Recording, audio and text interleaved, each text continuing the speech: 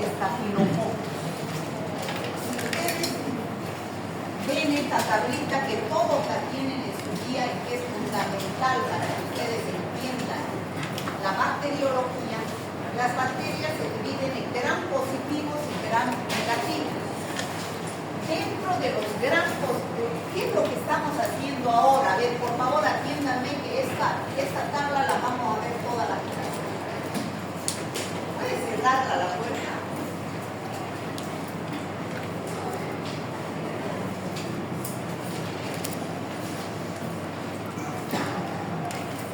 ¿Qué es lo que vamos a hacer ya ahora, de aquí en adelante, todas las clases? Atiéndanme, porque si no, no me van a entender lo que hacemos cada clase. Vamos a empezar a describir a cada uno de estos géneros de bacterias. Y vamos a empezar por los pocos gram positivos. Hoy día vamos a avanzar el género Staphylococcus, con sus 3 especies de importancia médica: Staphylococcus aureus, Staphylococcus epidermidis y Staphylococcus aureus. La próxima clase, el género Streptococcus, con todas sus especies. Luego seguimos con bacilos gram positivos. En una clase avanzamos por Enebacterium, Listeria. En otra clase la Listeria, Lactobacillus, después el género Bacillus, el género Clostridium. Y así cada clase vamos a ir conociendo a un género de bacterias, terminando con los gram negativos. Pocos, como la Neisseria, y el grupo más grande son los bacilos gram negativos, donde están las enterobacterias, como Escherichia coli, Klebsiella, Enterobacter, Serratia, Morganella, los bacilos gram negativos no fermentadores, como Pseudomonas. Terminamos con esta lista. Esto será pues unas 20 clases, tal vez más. Terminamos con esta lista y empezamos con las bacterias que no se distinguen por la tensión de gram. Y ahí tenemos género Mycobacterium, que es el Mycobacterium tuberculosis, Mycobacterium lepra. Luego tenemos el género Treponema pallidum, que produce la sífilis, el género Mycoplasma y Chlamydia. Y terminamos las bacterias y empezamos con virus. ¿Ya? Entonces, eso es lo que vamos a hacer de aquí en adelante. ¿No? Vamos a hablar sobre los pocos gram positivos y hoy día nos toca hablar sobre el género Staphylococcus. ¿Cuál es el objetivo general de la clase? Describir las características generales del género Staphylococcus. Ese es el general. ¿Y cómo llegamos a ese objetivo general? Las características generales. ¿Cuáles son los específicos? Primero vamos a describir cómo la morfología. Sabemos que son pocos gram positivos en racimos, fisiológicas, bioquímicas y las patologías, que es lo que les interesa a ustedes.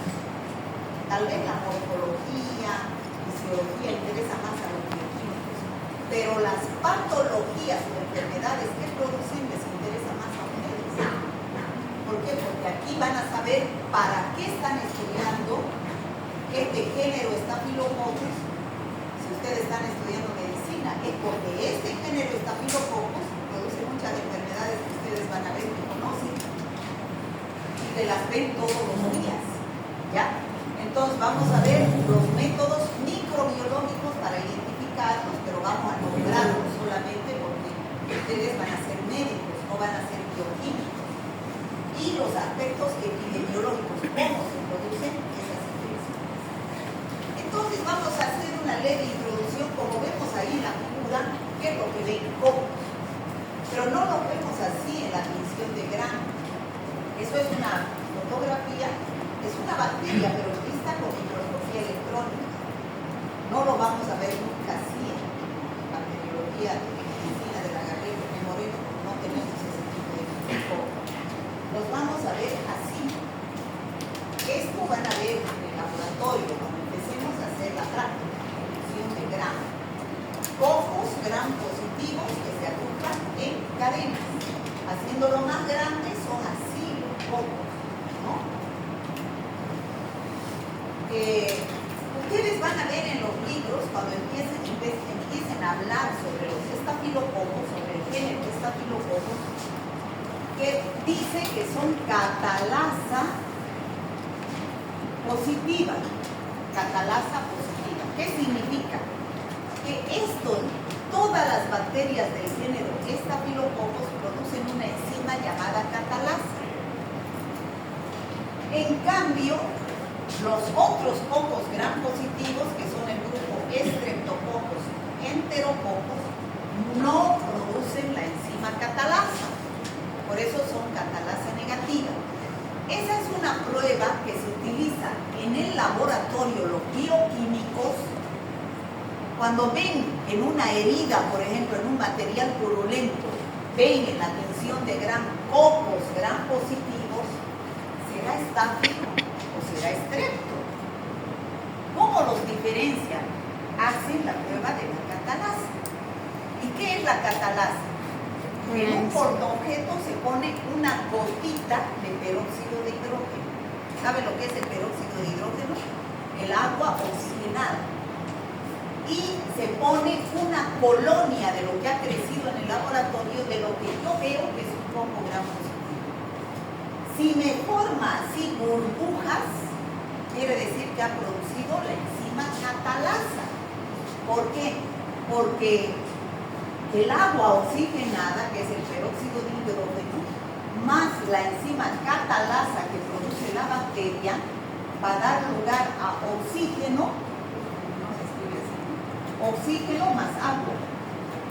Y este oxígeno es el que se manifiesta con burbujas que se presentan. Eso es lo que utilizan los bioquímicos para decirles a ustedes que es un estáfilo o es un estrepto. Si les informan que es catalasa positiva, es un estáfilo. Y si les informan que es catalasa negativa, es un estrepto. ¿Me he dejado entender? Eso significa catalasa, si es que ustedes leen el libro. ¿Está claro? Ya pues, chicos, despertemos. ¿Está claro o no? Sí. Bueno. ¿Cuáles son las especies? ¿Cómo está clasificada esta familia? Micrococaceae. Los géneros son micrococos y estafilococos. Pero nosotros vamos a estudiar al género estafilococos en sus especies Aureus, Epidermidis y Saprophyta. ¿Ya? Ahora, ustedes también estamos ya dentro del género estafilococos. Ya saben, el género es el apellido, ¿no es cierto? Estafilococos. Ahora, para decir ella, él o él, tenemos que llegar a la especie. Entonces, Staphylococcus aureus, Staphylococcus epidermidis,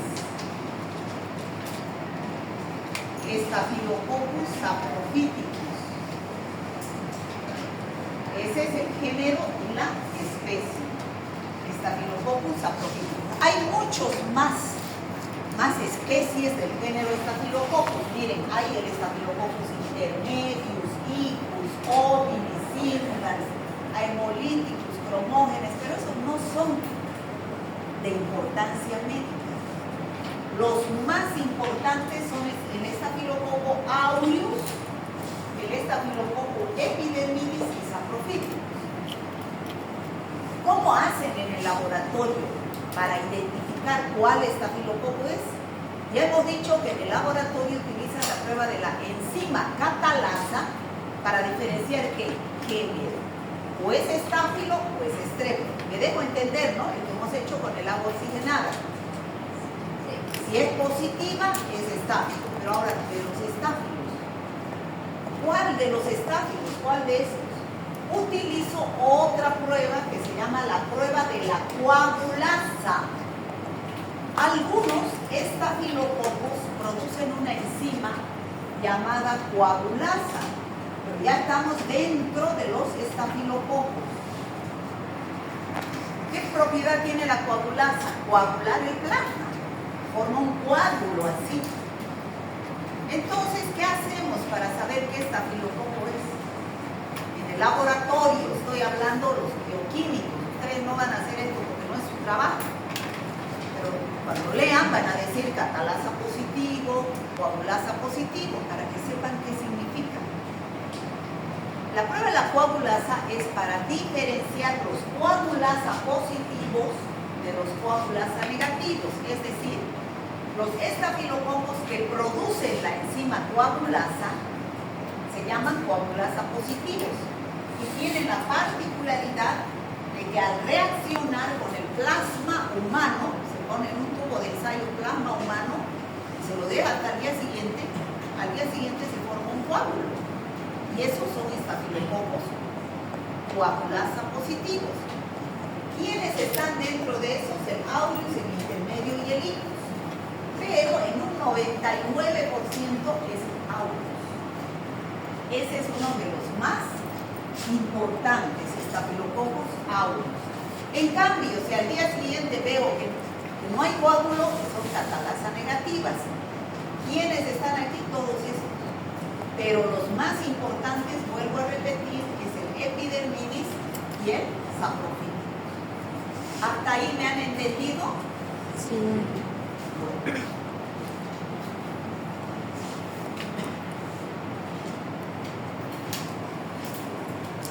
Gracias a que estas bacterias del género estafilococos producen algunas enfermedades que vamos a ver, producen enzimas, ya hemos dicho coagulasa, catalasa, ya hemos dicho que es la coagulasa, coagula el plasma, que es la catalasa, desdobla el peróxido de hidrógeno, son pruebas que nos sirven para identificar en el laboratorio, pero también produce estas enzimas, la hialuronidasa que desdobla el ácido hialurónico de la piel, la fibrinolicina que destruye, que produce fibrinólisis, y la beta-lactamasa.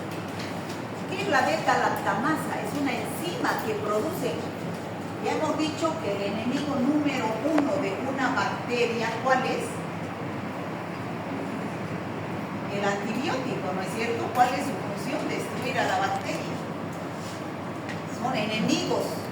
¿Y dónde está la bacteria? En el ser humano, produciendo alguna infección, por eso doy antibióticos. Entonces, si esta bacteria produce la enzima beta-lactamasa, o penicilinasa, llaman algunos libros, tiene la particularidad de destruir al antibiótico beta-lactámico. Es decir, si el laboratorio a ustedes les informa, es un estafilococo aureus beta-lactamasa positiva, ¿qué significa? Que no pueden hacer tratamiento con un antibiótico beta-lactámico, porque se falla. Esa bacteria se volvió resistente a ese antibiótico porque produjo una enzima, que es la beta-lactamasa. ¿Está claro?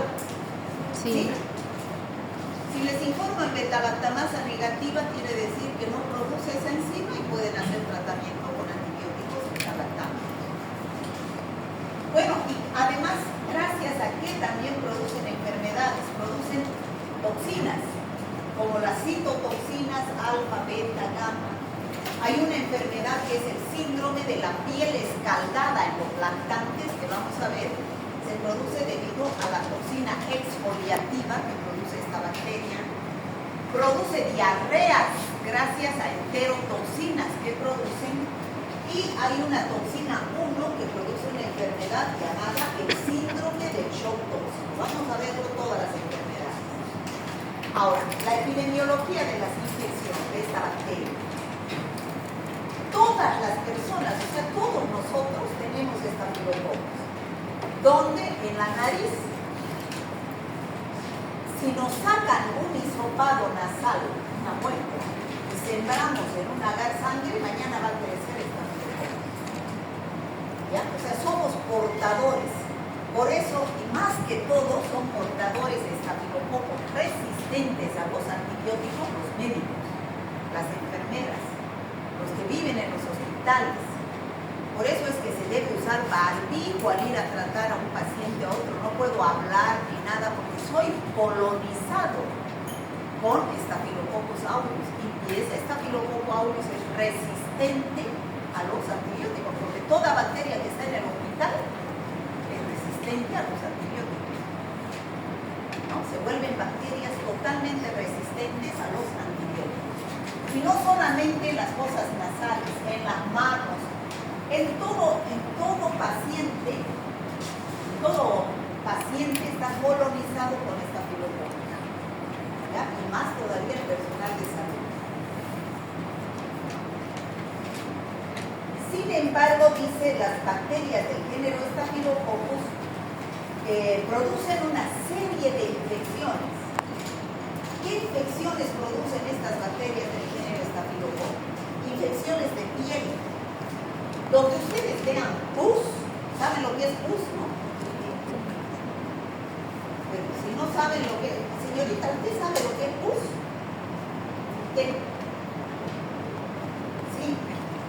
Rapidito, no me haga perder el tiempo. ¿Qué es pus?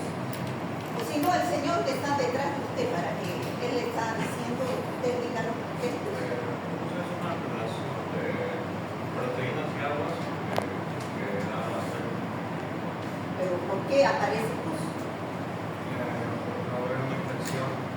Cuando hay una infección aparece un material blanco amarillento, eso es pus. Y eso es signo de una infección de piel. Y en otra, cuando le pregunte a su compañera, tenga que ella le contesta. ¿Ya? Bueno, entonces la mayoría de esas infecciones donde hay material purulento es una infección de piel. Ahí está involucrado los estafilococcus. También produce infección de los huesos. Vamos a ver a continuación del aparato genitourinario. Y sobre todo en pacientes hospitalizados producen infecciones oportunistas. Vamos a ver primero al Staphylococcus aureus. ¿Por qué se llama aureus? Viene de oro. El oro es amarillo, ¿no es cierto? En la antigüedad lo llamaron Staphylococcus aureus o Staphylococcus dorado, porque al crecer en el agar sangre producía un pigmento de color amarillento. En cambio, el Staphylococcus epidermidis y saprophyticus, el pigmento que no producían ese pigmento amarillento, sino que eran colonias blancas. ¿Ya? Entonces, este Staphylococcus aureus es una bacteria anaerobia facultativa. De los tres que hemos hablado, aureus, epidermidis y saprophyticus, el Staphylococcus aureus es el más importante, es el patógeno por excelencia. ¿Ya? En cambio, el epidermidis y el saprophyticus son oportunistas. Viven en nuestra piel, pero pueden volverse patógenos cuando hagan defensas. Esto es un oportunista, ¿no es cierto? Bueno, produce coagulasa, ya hemos dicho, produce catalasa y no tiene flagelos, es inmóvil. Está ampliamente distribuido en todo el mundo. Dice que de 3 personas, nos hacen hisopado de la piel o de la nariz, uno tiene Staphylococcus sin tener ninguna enfermedad. Estamos colonizados. Produce diversas infecciones que vamos a citar a continuación, desde las más benignas hasta las más graves. ¿Ya? Esto, por ejemplo, es una tinción de Gram de pus. Yo agarro material purulento que he sacado de un absceso, por ejemplo. Hago una tinción de Gram y voy a ver los pocos Gram positivos en vacilos. Eso es lo que está Staphylococcus. ¿Ya? Ahora, ¿qué cuadros clínicos produce? Produce cuadros a todo nivel. Desde la piel, que es los más leves, hasta en el corazón, en las meninges, en la sangre, produce sepsis. Vamos a describir cada uno de estos cuadros. A ver, tenemos aquí el paciente y aquí tenemos al estafilococo. Cuando este estafilococo produce una toxina, la toxina es la que produce la enfermedad en el hombre. Entonces, no es directamente la bacteria, sino las toxinas de la bacteria. ¿Se entiende? En cambio, hay enfermedades en las cuales la bacteria misma de Staphylococcus aureus es la que ingresa y produce la enfermedad, no sus toxinas. Entonces, las que son producidas por toxinas del Staphylococcus aureus producen de manera directa o indirecta. Directa. Indirecta, porque es la toxina, no es directamente la bacteria. ¿Qué enfermedades? Intoxicación alimentaria. Por ejemplo, si yo como una torta que tiene crema de leche y está contaminada con Staphylococcus aureus y yo dejo esa torta sin refrigerar, lo dejo a temperatura ambiente, a 37 grados, 35 que es de Santa Cruz, cada 20 minutos me prolifera más Staphylococcus aureus, porque es ordinaria. Cuando yo me como la torta, me como una gran dosis infectiva de Staphylococcus aureus. Ese Staphylococcus aureus va a producir una enterotoxina. Entero, ¿qué significa entero? Intestino. Entonces va a producir una enterotoxina. Y esa enterotoxina, a las 2 o 3 horas, que es el periodo de incubación, ¿qué es un periodo de incubación? Me olvidé decirles eso. Las enfermedades tienen 3 periodos. Periodo de incubación, periodo prodrómico, periodo de estado, y el último periodo de recuperación. ¿Ya? Entonces, ¿qué es el periodo de incubación? Es el tiempo que transcurre desde que ingresa al organismo cualquier bacteria hasta que se presente el primer signo o síntoma de una infección. Ese es el periodo de incubación. En todas las bacterias de aquí en adelante vamos a hablar, virus, vamos a hablar del periodo de incubación. Y todo el mundo tiene que salir saliendo de aquí. ¿Qué es periodo de incubación? Vuelvo a repetir, es el tiempo que transcurre desde que ingresa la bacteria hasta que aparece el primer signo o síntoma. ¿Qué es el periodo prodrómico? Cuando aparecen signos y síntomas, ay, me duele la cabeza, ay, tengo náuseas, pero no son específicos de una infección. ¿Ya? En cambio, ¿qué es el periodo de estado? El periodo de estado es cuando yo tengo signos típicos y decir, es tuberculosis, porque estoy tosiendo con sangre, he perdido peso, tengo sudoración nocturna. Eso es el periodo de estado. Cuando yo digo es tuberculosis porque los signos y síntomas que presenta el paciente son típicos. Eso es el periodo de estado.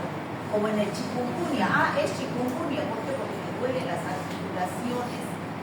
Pero tener fiebre no es chikungunya. Puede ser dengue, puede ser gripe. Eso es periodo prodrómico. ¿Está claro? Bueno, y algunos pacientes pueden pasar al periodo de recuperación. ¿Qué quiere decir? Ya está saliendo de la infección. Y otros pacientes del periodo de estado directamente se mueren, ¿no? Entonces eso depende. Entonces, ¿cómo es acá? Su periodo de incubación de la intoxicación alimentaria producida por el Staphylococcus aureus es corto, de 2 a 6 horas. Desde que yo me como hasta que me aparece la diarrea, con náuseas, vómitos, tiene que pasar 2 a 6 horas. En algunos pacientes 2 horas, en otros 3, en otros 4, hasta 6 horas. Y empieza las náuseas, vómitos y la diarrea por intoxicación alimentaria de haberme comido Staphylococcus y la enterotoxina de esa bacteria me produjo ese cuadro clínico. ¿Está claro, chicos? No solamente en la leche, también puede ser en los embutidos que estén contaminados con Staphylococcus aureus. Ya hemos dicho que en las manos puede haber Staphylococcus aureus. ¿Qué tal si yo soy manipulador de alimentos? Estoy haciendo las tortas, no me lavo las manos, estoy contaminando el alimento con Staphylococcus aureus y no lo refrigero, ese mi Staphylococcus se va a multiplicar cada 20 minutos. Y Cuando yo me como, tengo una gran dosis infectiva que produce su enterotoxina y me produce las náuseas, vómitos y diarrea. Después de un periodo de incubación de 2 a 6 horas. ¿Está claro? Ahí he resumido todo lo que les digo. Hay otra enfermedad también, como vemos acá, producida por una toxina de Staphylococcus aureus. Es la toxina exfoliativa. La enfermedad se llama síndrome de la piel escaldada. Es, como vemos, una descamación del epitelio en los lactantes, ¿no? Ampollas que aparecen y se va saliendo la piel así murosa a pedazos. Y eso es debido a la toxina exfoliativa del Staphylococcus aureus. Y por último tenemos el síndrome del shock tóxico, producido por la toxina 1 del Staphylococcus aureus. ¿Qué es el síndrome del shock tóxico? Es una infección generalizada que afecta varios órganos graves. El paciente presenta fiebre, hipotensión y un exantema. Como vemos, ¿qué es exantema? Esos granitos que aparecen en toda la piel. Máculo eritematoso con alta mortalidad si no tiene tratamiento. Estas son las 3 enfermedades más importantes producidas por toxinas del Staphylococcus aureus. Enterotoxina, toxina exfoliativa y toxina 1 del Staphylococcus aureus. ¿Está claro? En forma indirecta. Ahí tenemos el síndrome de la piel escaldada, toxina exfoliativa del Staphylococcus aureus. Ahora vamos a ver cuáles son las infecciones que no son producidas por la toxina. O sea, no son producidas en forma indirecta, sino directamente ingresa la bacteria. La mayoría de las infecciones son infecciones de piel. Y vamos a ver pus. Fíjense, la más leve, la más débil, la más leve, la más benigna es la foliculitis. Fíjense cómo se forman puntos blancos donde nace un vello. O sea, se infecta el folículo piloso, que es donde nace un vello. Generalmente, ¿por qué se produce eso? En los hombres, por ejemplo, al rasurarse, se corta y por ahí abren una puerta de entrada donde ingresa Staphylococcus aureus y se puede infectar. Entonces aparece ese folículo piloso. Las mujeres que se rasuran las piernas también se pueden infectar. Si nosotros hacemos de acá, sacamos ese material purulento, entonces, ¿qué va a aparecer? Hacemos una tinción de Gram, va a aparecer un poco Gram positivo, y si sembramos va a aparecer un estafilococo. ¿Ya? Otra infección importante que produce, pero ya más adentro, ya casi tejido celular subcutáneo, porque es la epidermis, la dermis, tejido celular subcutáneo, están los forúnculos o abscesos. Como vemos ahí en la figura, ¿conocen eso? Es llamado cuchichi, ¿no es cierto? Pero ya de ahora en adelante no van a decir cuchichi. Forúnculo o absceso, es una tumoración de pus. Esto es lleno de pus, lleno de Staphylococcus aureus, o también puede ser producido por una bacteria que vamos a ver la próxima semana, el Streptococcus pyogenes. ¿Qué hay que hacer cuando el paciente tiene esto? Hay que dejarlo que madure. Una vez que madura, el médico tiene que drenar. ¿Qué es drenar? Con un bisturí, sacar todo el material purulento, dejar una cinta de drenaje, porque si uno lo deja ahí, no llega el antibiótico a destruir la bacteria. Hay que drenar. Absceso drenado es absceso curado. ¿No han escuchado esa refrán? Desde ahora van a escuchar. Absceso drenado es absceso curado. No se drena, no se cura, no llega el antibiótico. ¿Ya? Otra patología que bien común ustedes han debido ver, sobre todo en los niños que tienen mala higiene, juegan con tierra, se rascan la cara o cualquier parte de su cuerpo, contaminando sobre todo alrededores periorificiales. ¿Qué significa peri? Alrededor. Orificial, los orificios de la cara, alrededor de la boca, alrededor de la nariz, alrededor de los ojos y también puede ser en el cuerpo. Aparecen estas zonas eritematosas. Eritematoso quiere decir rojo. Zonas eritematosas, costrosas, pustulosas. Pústula es pus. ¿Ya? ¿Dónde está involucrado el estafilococo aureus? ¿Ya? ¿Está claro, chicos? Sí. Estas son, fíjense, esta es la piel. Está lo más superficial que es la epidermis. Aquí está el folículo piloso, la dermis, la grasa subcutánea y la fascia muscular. Entonces, fíjense el folículo, cuando se infecta la foliculitis, es aquí donde se infecta el folículo piloso y el material purulento hacia afuera. Aquí tenemos un absceso. Este absceso está abierto ya. Absceso cerrado es cuando todavía no se ha drenado, como por ejemplo este es un absceso cerrado. Este hay que drenar, ¿no? Este todavía no se ha drenado, este hay que drenar, ¿no? Estos son abscesos también de la boca. Esto es más lo ven los dentistas. Ese es el impétigo que les decía, ¿no? Esas lesiones costrosas, eritematosas en los niños con falta de higiene alrededor de los orificios de la cara, también pueden aparecer en las manos. Fíjense, si uno hace cultivo de estas lesiones pustulosas, va a crecer estafilococo aureus. Bueno, esas son las infecciones, algunas de las infecciones producidas por estafilococo aureus, las más benignas, pero hay infecciones más graves, como por ejemplo neumonía. La neumonía, ya saben ustedes qué es la neumonía. Señorita, a ver usted la de negro, ¿qué es neumonía?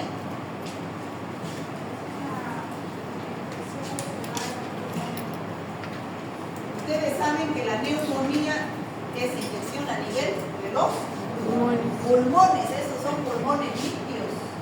Y aquí ya están con material purulento, porque hay una infección, por eso no bota el punto purulento. La neumonía tiene una triada típica. Es un paciente que presenta tos con expectoración, fiebre y dolor en punta de costado al toser, ¿no? O sea, paciente que tiene tos, expectoración y dolor al toser en la punta del costado, se sospecha de una neumonía.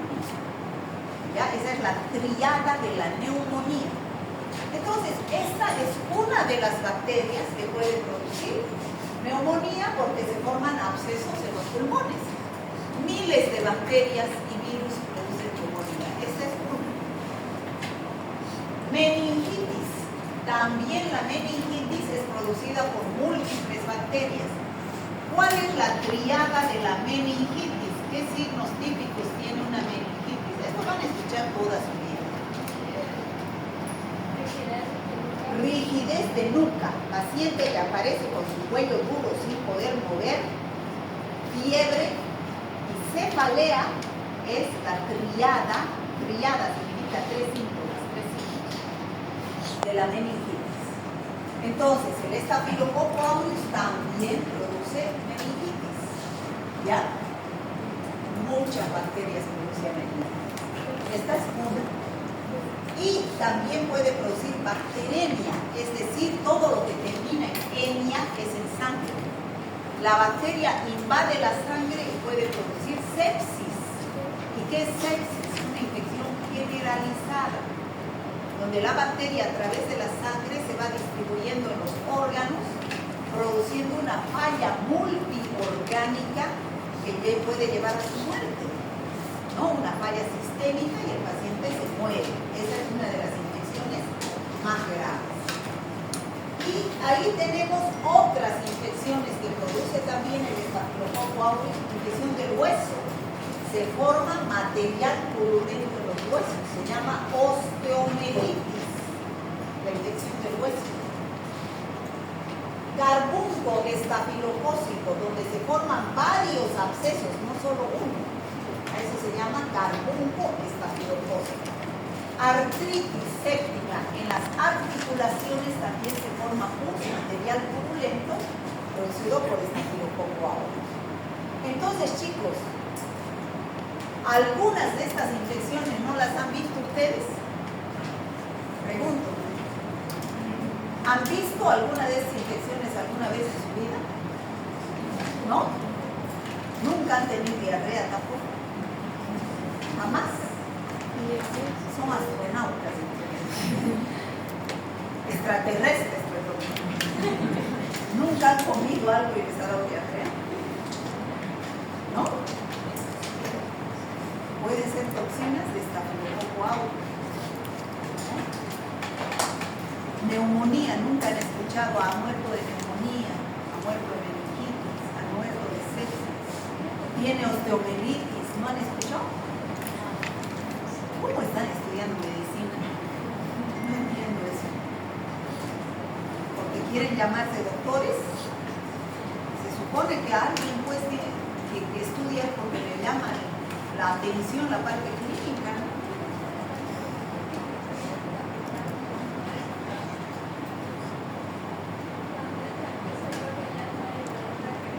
Claro, cuando no se hace tratamiento a tiempo, entonces ya está infectado el tratamiento. Bueno, esas son las infecciones producidas por estafilococo aureus. Doctora, una pregunta. ¿Cuál sería el mecanismo de entrada para una artritis séptica del Staphylococcus aureus? Puede que la bacteria haya ingresado por una herida. Entonces, no se ha atacado a tiempo esa bacteria y entonces ha ido a localizarse en una articulación, ¿no? A través de la sangre, ¿no? Por eso se llama artritis séptica. ¿Qué quiere decir? Está localizado en la articulación, pero el paciente ya ha hecho sepsis. Y la sepsis es una infección generalizada. ¿Ya? Bueno, ya hemos hablado del estafilococo aureus. Ahora vamos a hablar de los oportunistas. El patógeno por excelencia era el aureus, pero los oportunistas son el estafilococo epidermidis y el Staphylococcus saprophyticus.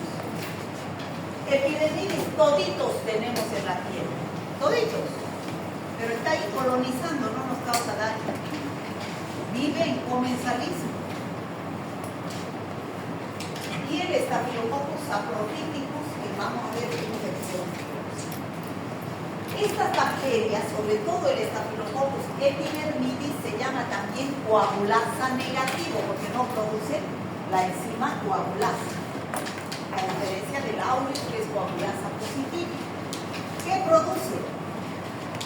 Infecciones graves, sobre todo en pacientes inmunodeprimidos. Y ustedes, si leen la bibliografía, actualmente pacientes hospitalizados están siendo colonizados e infectados con estafilococcus coagulasa negativos, produciendo infecciones graves. ¿Por qué? Porque son infecciones intrahospitalarias. Por ejemplo, este paciente necesitaba una válvula cardíaca de prótesis. Le han hecho una cirugía, le han puesto la válvula y esa válvula se ha infectado, produciendo endocarditis, infección a nivel de la membrana interna del corazón. Y esa endocarditis está asociada a la patología de las válvulas y prótesis. Válvula contaminada, ¿no? Eso es grave. Una endocarditis produce patología continua. Infecciones de catéteres. Ustedes van a ver en los hospitales que los pacientes están para que les pongan los medicamentos, tienen que ponerles una vía, un catéter. Y ese catéter se coloniza con bacterias de la piel. Entonces, si no se tiene una buena asepsia, como está directamente a la sangre, esa bacteria ingresa a la sangre crónica que puede producir una sepsis, donde la puerta de entrada es el catéter. Infecciones urinarias. En los hospitales, los pacientes que no pueden levantarse al baño o tienen alguna cirugía del aparato urinario están con sonda urinaria. Esto es una sonda urinaria. Esta sonda puede, si no se cambia a tiempo, esa sonda puede causar infección. infectarse.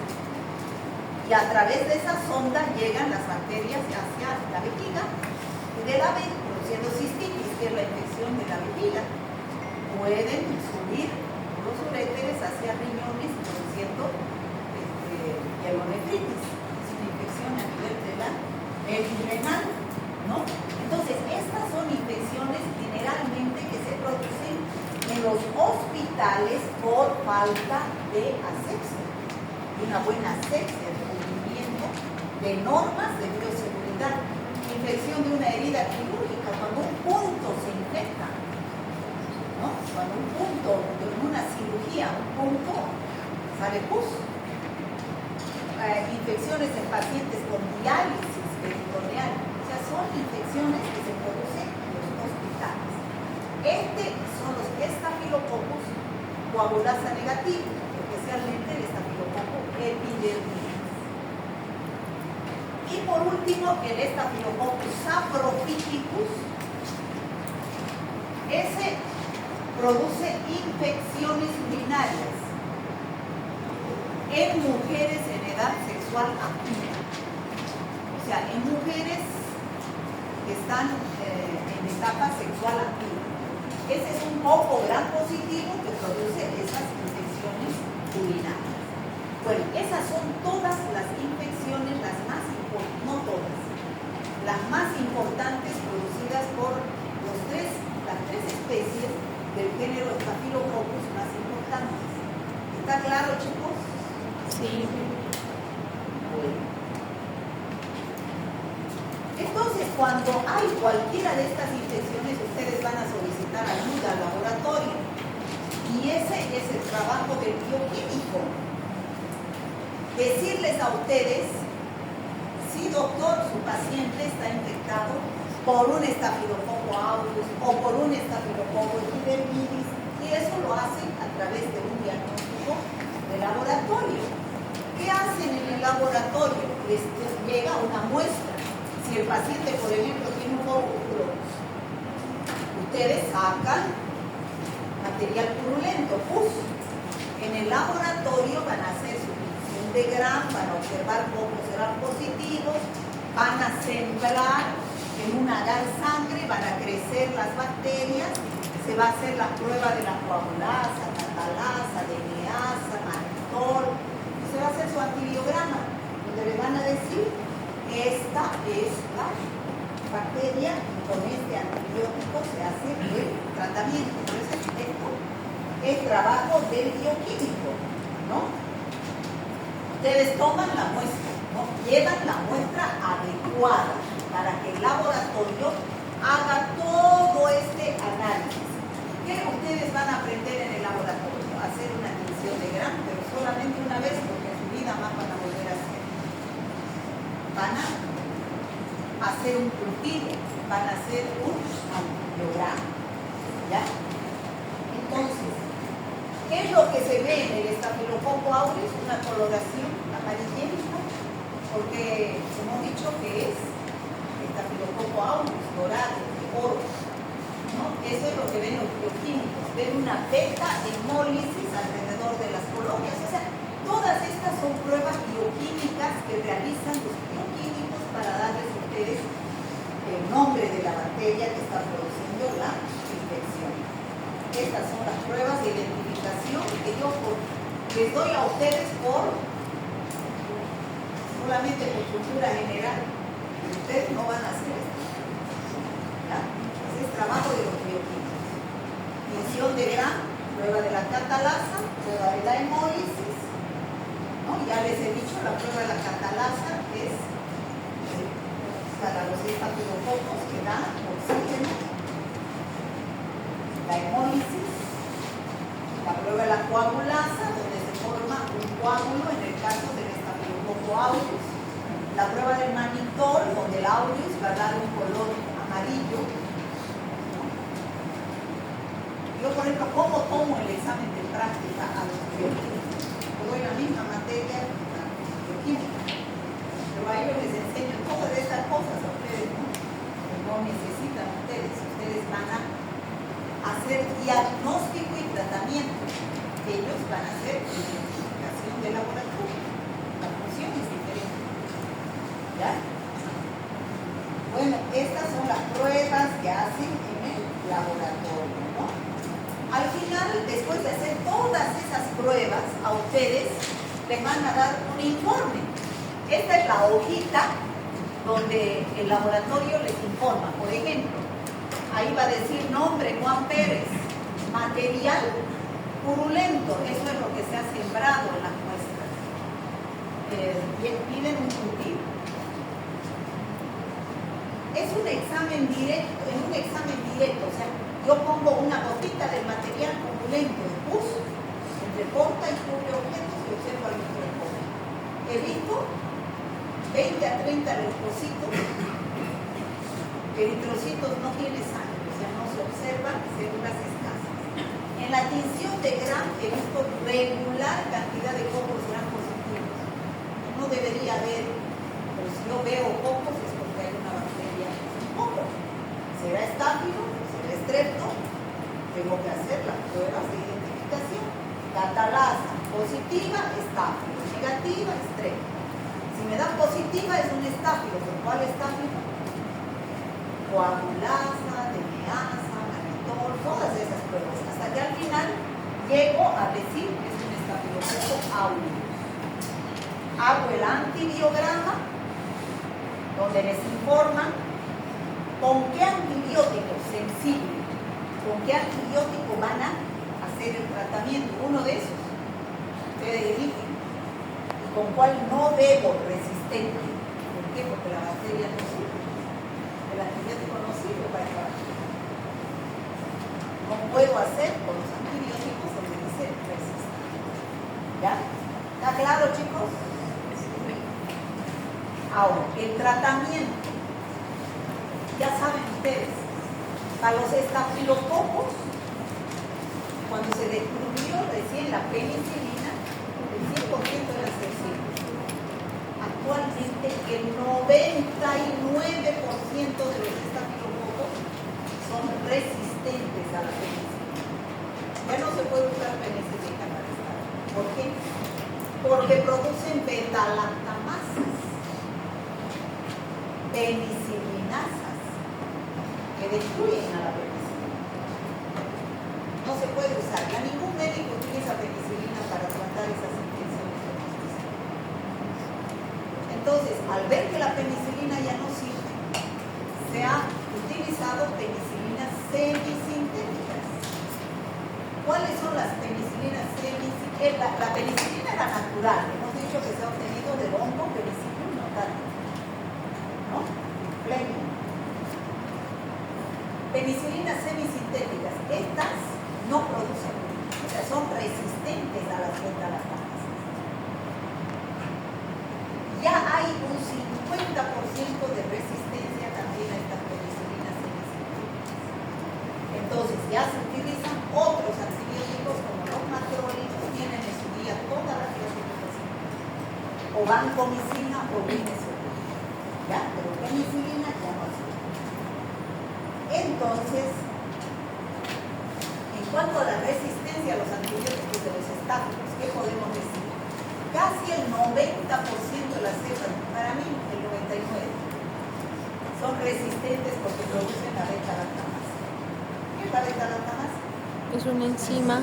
Es una enzima que produce la bacteria que destruye el anillo beta-lactámico de todos los antibióticos beta-lactámicos. De ahí está la penicilina. 30-50% ya son resistentes a las penicilinas semisintéticas. Estas no producen beta-lactamasas, pero ya la bacteria se vuelve tan viva que ha producido ya otro mecanismo de resistencia. alteración de la proteína ligadora de penicilina, su pared celular, ha cambiado su sitio blanco de acción. Lo que hemos visto en la anterior clase. Ya no se puede usar estas. Entonces, ¿cuál es la única opción? Vancomicina o penicilina, que son drogas ya más tóxicas. Con mucho cuidado hay que utilizar, que son nefrotóxicas. Entonces, ¿cómo prevenimos todas estas infecciones? Si es un absceso, ya les he dicho, absceso drenado es absceso curado. El tratamiento de las diarreas, porque esto también que produce diarreas, es sintomático. Nunca dar antibiótico en una diarrea. Cuando están con diarrea, el tratamiento es sintomático. ¿Qué significa sintomático? Tratar solo los síntomas. Si el paciente está deshidratado, hay que dar líquido. Hidratar, sales de rehidratación. Si el paciente está con náuseas y vómitos, hay que dar un antiemético. Si el paciente está con fiebre, hay que dar un antipirético. Paracetamol, si está con cólicos, antiespasmódico. ¿No? Entonces, tratar los síntomas. No tratar, no dar antibiótico. ¿Qué va a hacer el antibiótico? Destruye ¿qué? La microbiota intestinal. ¿Qué va a ocurrir? Prolongar el cuadro de la diarrea. No va a hacer nada bueno. A no ser que sea un cuadro grave donde realmente se justifique dar antibiótico. El lavado de manos. Hemos dicho que estas bacterias están en las manos de cualquier persona. A ver si no quieren hacer un trabajo de investigación y no creen qué bacterias hay en las manos. Antes de lavarse las manos, hagan un hisopado, cultiven. Se lavan las manos, hagan otro hisopado, cultiven. ¿No? Vean qué bacterias crecen. El lavado de manos evita el 80% de las infecciones. ¿No? Es increíble con el lavado de manos lo que se puede evitar las infecciones. En conclusión, ¿qué podemos decir? Los estafilococcus producen infecciones por multiplicación. O sea, amigos que producen una serie de infecciones, tanto locales a nivel de la piel como sistémicas a nivel de órganos y del organismo entero. Unos se multiplican en un sitio localizado como el intestino y desde ahí pueden producir toxinas, producir infecciones más graves y son cepas resistentes a los antibióticos, sobre todo las cepas que están en los hospitales. ¿Ya? Entonces, eso es estafilococcus. Preguntas. ¿Cuál es la morfología del género estafilococcus, chicos? Vamos.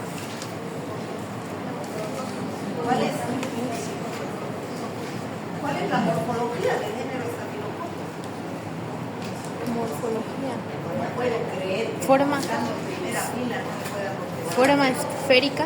¿Qué es morfología? Pues a ver, ¿qué es? Forma. La estructura es la morfología. Forma. No puedo enseñarles castellano. Eso en el colegio deberían aprender. ¿Qué quiere decir morfología? Forma. Morfología igual forma. Ustedes están estudiando medicina, no puedo decir qué forma tienen los estafilococcus. Morfología, ¿qué me van a decir? Cocos. Cocos. Y en la tinción de Gram, ¿cómo se observan? Gram positivo. En racimo. ¿Qué especies del estafilococcus? ¿Cuáles? Las más importantes. Aurus. Epidermitis saprophytus. ¿Cuáles son patógenas por excelencia? Aurus. ¿Y las oportunistas? Epidermidis y saprophytus. Toxinas, ¿cuáles son las más importantes? Síndrome del shock tóxico. Toxina 1. Síndrome de la piel escaldada. Toxina exfoliativa. Diarreas. Enterotoxinas. Enzimas. Catalasa. Coagulasa. Hialuronidasa. Colagenasa. beta-lactamasas. Pues todos esos son mecanismos de virulencia. ¿Cuáles son los principales cuadros clínicos que producen por acción directa? Directa. A nivel de piel. Forúnculos, ¿qué es foránculos? Forúnculos o abscesos. Policulitis. Impétigo. ¿No? Esas son infecciones de piel. Después, más adentro, neumonía, meningitis, endocarditis, ¿qué más? Osteomelitis, artritis séptica. Bueno, ¿y cuáles son por acción indirecta? Ya dijimos, ¿no? Síndrome del shock tóxico, síndrome de la piel escaldada y la intoxicación alimentaria. ¿Cuáles infecciones son producidas por estafilococo epidermidis o coagulasa negativa? ¿Qué? Endocarditis, infecciones urinarias en pacientes con sonda urinaria, infecciones de los puntos quirúrgicos, después, ¿qué más? Infecciones de los catéteres, que se forman biofilm, ¿cierto? Las infecciones producidas por estafilococcus saprophyticus, infecciones urinarias en mujeres en edad sexual activa. El tratamiento a seguir en infecciones producidas por estafilococcus es la penicilina. No. Ya no es la penicilina, Porque desarrolla. 99% de resistencia. ¿Por qué? Porque produce Porque beta. produce la enzima beta-lactamasa. Lactamasa. Bueno, eso sería todo.